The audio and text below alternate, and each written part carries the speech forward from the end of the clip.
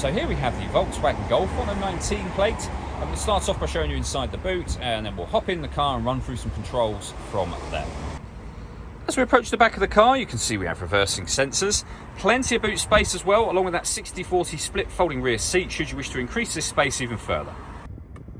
Okay, now that we're inside the car, we're going to start with the dials. On the left-hand side, we have the rev counter and coolant temperature gauge, and over on the right-hand side, the speedometer and fuel gauge. In the middle, you can see the total miles for the car. They are 19,378. Above that, we have a digital readout for the speedometer. You can change the information that's displayed there for various bits of trip computer and fuel economy information. We're on the driving data menu at the moment, but there are other menus as well. So we have assist systems, navigation, audio, telephone, vehicle status, and then back around to where we started again. And the buttons I was using to do that are just here on the right hand side of the steering wheel. We have stereo controls over there as well, which continue on the left hand side.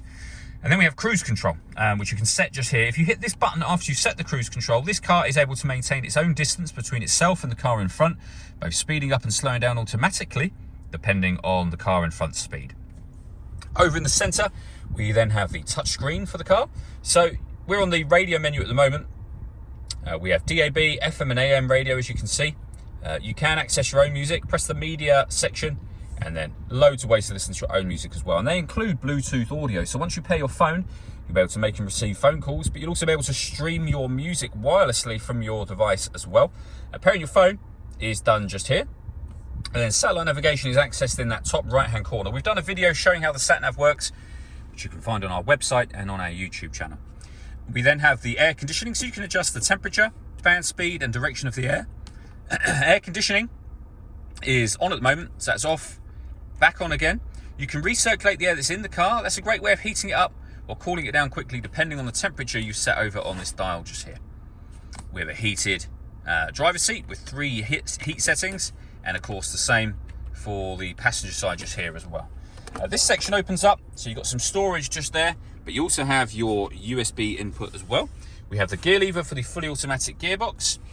We can turn our parking sensors on and off. When you turn the parking sensors on, you'll get a visual guide as well as the beeps that you get, of course. You can turn off the stop and start. This car is designed to cut out when it's stationary in traffic to save you fuel. And you can turn that on and off from here. And then you can change the driving setup of the car. So you can put the vehicle in eco, normal, sport, or individual. And under individual, you can customize those settings for yourself. All that leaves me to say is thank you for taking the time to watch this video. If you'd like to come and see the car in person and have a test drive, please feel free to call any of our MJA sites. We'd love to hear from you soon.